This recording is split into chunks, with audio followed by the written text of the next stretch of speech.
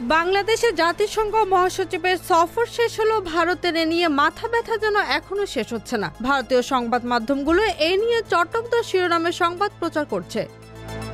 ভারতীয় সংবাদ মাধ্যম আজ তাক বাংলা বলছে, জাতিসংঘ মহাসচিব অ্যান্টনিও গুতেরেসের নজরে এলো না বাংলাদেশের সংখ্যালঘু নির্যাতন। কার নির্দেশে? তাদের এমন অতিরঞ্জিত শিরোনাম শুনলে মনে হয় যেন বাংলাদেশে ব্যাপক সংখ্যালঘু নির্যাতন হচ্ছে, যে কারণে গুতেরেস এ বিষয়টি আমলে না নিয়ে খুব বড় ধরনের অন্যায় করে ফেলেছেন।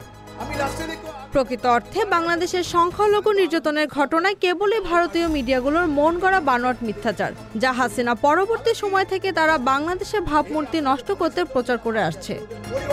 এরই ধারাবাহিকতায় অ্যান্টনিও গুতেরেসের সফরকে কেন্দ্র করে নানা ধরনের খবর ছড়ানোর অপচেষ্টায় মেতেছে তারা। Z news, Dhaka.